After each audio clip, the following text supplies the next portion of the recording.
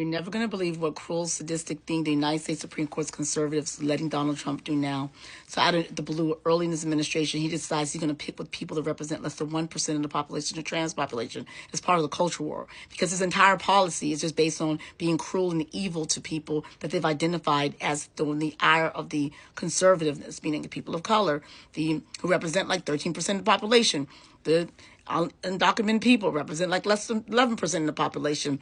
The trans folks, less than 1% of the population. Federal workers, less than 4% of the workers. Like he identifies certain groups that they just want to inflict pain on.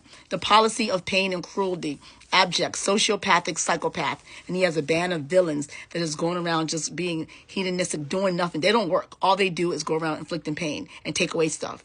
SNAP benefits, health benefits, clean air, clean water, the right to have the passport, and these damn Supreme Court justices lifted it, talking about, well, the identity is the same thing as any other historic information like your address. No, your identity changes and fluctuates, and what is it to you?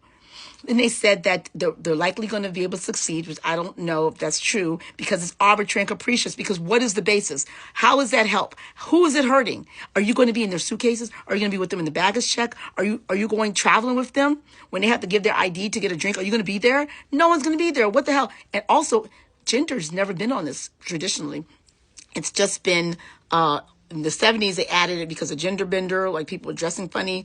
And at some point when, folks, trans people started, being outwardly asking for rights, they said, okay, bring us some documentation. Then they said, okay, just a letter from your doctor. Eventually, it ebbs and flowed in terms of evolved. But at the end of the day, it's kind of like whatever you want, it doesn't matter. Tom Sauer, who's the Solicitor General, argued that, well, the passport actually belongs to the United States government, and they have the right, and trans people don't have the right to tell the United States government what to put on the transport and how they communicate with the foreign government. But it's like, do they think the foreign government people, the guy at the Customs Department or wherever they're traveling to, do they think they care? And also, how humiliating is that if you travel and you navigate this world as a female and you look like a female, to give a passport or give an ID that says male on it, that's setting you up for harm, setting you up for discrimination.